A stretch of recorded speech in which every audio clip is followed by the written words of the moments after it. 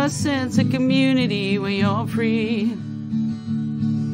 Rolling through the mountains, rolling through the valley, rolling through paradise with me. Hello, everyone. Welcome to the show. Well, today's guest is, he is a director, a producer. What else was it now? The whole list of things here. Anyway, at Kwassen Production Inc. Ladies and gentlemen, it's Steve Sxwithul'txw. Sorry, Steve. Sxwithul'txw. There you go. And you're also a producer at OCM 2345 Productions, right? Yes, it's a subdivision of Kwassen, and the 1, 2, 3, 4, 5 is different seasons of my varying television series. So I just keep adding to it. That's why okay. Confusing and complicated. Yeah, it does get complicated. So currently on APTN, which for the audience, that's the Indigenous Network. If you don't know, if you're not familiar, you have Ocean Warriors airing. Yes, Ocean Warriors Mission Ready just came out last Sunday, and episode 1. And episode 2 is coming out later today. So the first 3 episodes are in the Ahousaht Nation, and they move on to 3 other nations over the span of another 10 episodes. Yeah, I've already watched the first episode, and I've got it taped so I don't miss any of them. What I liked about it is it's not only about the people going out and rescuing others. They're also about some of their families or the culture, right? Teaching young people their language, their dance, their song. I love all of that. Well, it's an important component of storytelling. And for me, as someone who worked, in journalism many, many years ago, it's what really prompted me to start my own company. And I just realized that our stories weren't being told the way I felt they should be told. Yeah. There's certainly a lot of pride that I take in our ways, our culture, our ways of being, the way we deal with the land, take care of the land, take care of the oceans, just the things that were, been handed down from generation to generation. So it was important that I find an outlet to better bring across what our people are doing in a positive light. So over the last, 15 years, 14 years, somewhere around there, I'm losing track as we get older, trying to find ways in a positive light to continue to tell our stories. Yeah, and I try to encourage people all the time to watch APTN because that's what I think. If you want to know about it, people, go to the source. Yeah, APTN has been a very valuable source for me in terms of storytelling. I'm an independent producer. I don't work for APTN, so my job is to pitch to them story ideas that I like, right. And their job is to review it and see if they like it enough to want to, sponsor that, or working with the CMF and as well the broadcaster, which is APTN, to fully fund the show. So it's a process, but again, I just want to make clear that I'm an independent producer, and but most of my work has been all through APTN. Okay, so what inspired you to produce Ocean Warriors? Ocean Warriors Mission Ready was a concept that was brought to me, oh gosh, what are we at, 24? Probably about 2.5 years ago. And at the time, I was in the midst of filming another series that I had 3 seasons on APTN called Tribal Police Files, where we followed around police officers in varying territories and reserves across Canada. But I had a friend of mine who had said that he is starting this amazing new group, and they're volunteers, and they are responsible for and going to be trained and responsible for responding to calls along BC's coastline.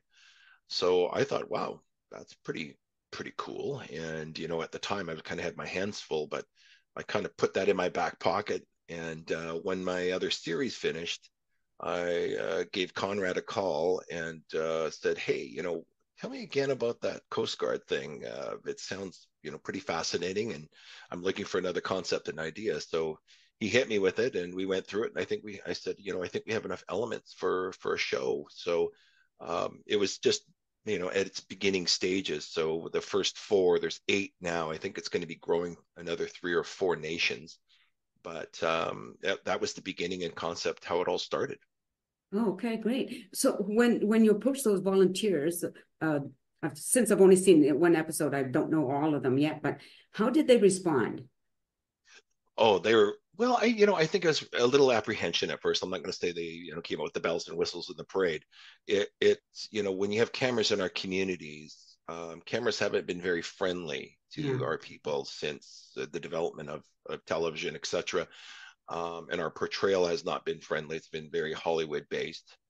So my job as an indigenous producer is to smooth the waters and to let them know that what we're trying to do here is highlight the good things that they're doing in their community and for people around in their territories. So it takes a bit of work, following protocol and going to communities and letting people know who you are and what your history is, and just basically making them feel at ease about what you're trying to do. And it's hard to show people that you're working with, and chiefs and councils, to convince them to say, hey, let me bring these 13, 14 people into your community and highlight this amazing thing you're doing.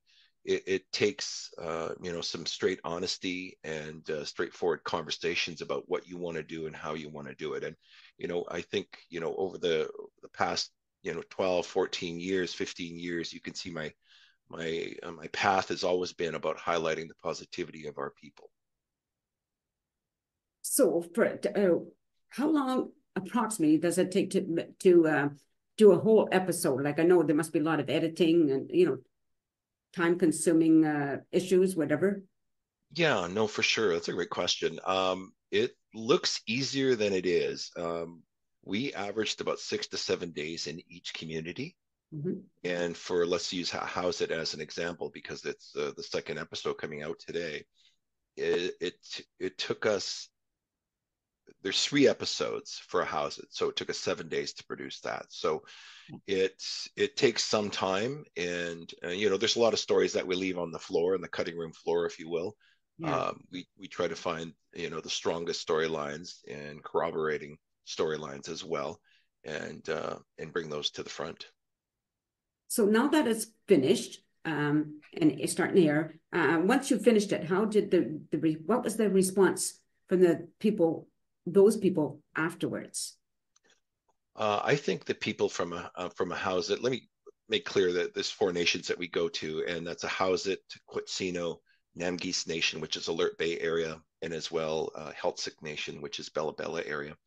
And the response so far has been overwhelming. I've been doing a lot of publicity over this and interviews, and constantly getting messages from members of the CNCGA saying they can't believe it, and it's so nice to see our stories being told and what we do out on the water and the dangers we face. And it's been positive, and it's not only been from them, but other first responder groups, the Coast Guard, members of police, personal friends of mine, family, friends. I Publicity is a part of marketing a show, so I'm getting a lot of positive feedback from it. So it's been really great, and I'm just glad that I'm able to bring something to the forefront, which brings pride to communities, because we need that, and I want to continue to be able to provide that. Yeah, I think it's wonderful, by the way. Yeah. I know you were interviewed by CBC, right? Yes. Did an interview there. And there was another one. I don't remember who it was. Somebody else interviewed you that I remember. I've had a couple of dozen interviews on the show over the last 2.5 weeks. Yeah, it's been nonstop. You kind of have to build yourself up for for the run leading up to the debut of the show, and yeah, it's been overwhelming and exhausting at the same time. That's why I think I kind of got a bit of a cold, and now diagnosed as COVID, and I'm on the tail end of it now, which is great. But it's a lot of travel, it's a lot of interviews, and it's a lot of. But I feel good about it. I'm not complaining in the least. It's positive, and it's something that I take pride in. I love meeting people. I love meeting our people. I love meeting people who are progressive, and they're making and working for change. And all of these wonderful men and women of the CNCGA are doing that. Right. Yeah. I'm going to be interviewing one of the people that was on the series, Kurt. So I'm Nice. anxious to, get his side of it, his perspective of how it all went, So it's really great. But I agree with you. You have to get the word out there, right? Many people to hear about it as possible, and hopefully share. I will certainly, every time I watch an episode, I'm going to let people know that I've seen another episode. Check it out, people. No, and I appreciate that. And I can't say enough about Kurt John. He's just a humble, super humble dude, and but he knows the water, and he certainly has the training and understanding of what the dangers are, but doesn't hesitate if their call comes in. He's out there, and he's ready to go. So nothing but respect for Kurt.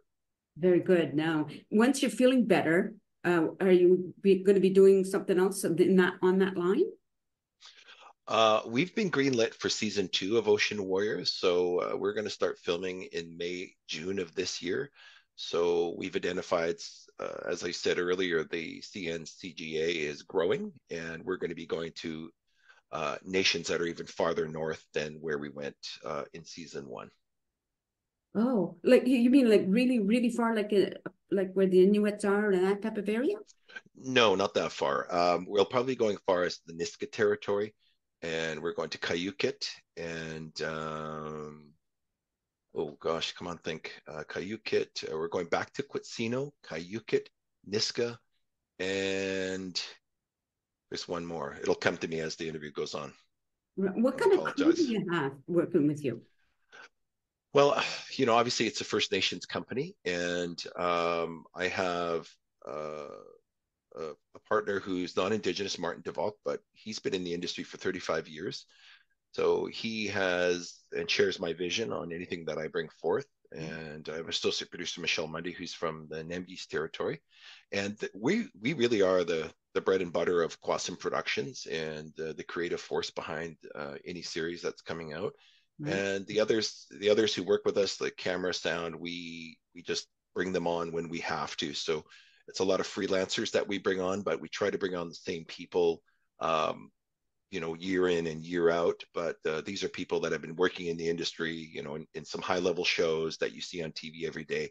Yeah. For some reason, they want to come work for us, and and it's great. And knowing that we're getting the caliber of storytellers working with me, really makes the show even better. For sure. Yeah. How does your family feel about what you do? Oh, I have 2 younger kids and an older daughter, and my oldest daughter worked with me not in this series, but in Tribal Police Files. She understands what I do. I believe there's nothing but pride, but I know my 2 younger, my 14-year-old daughter and 11-year-old boy Jacob.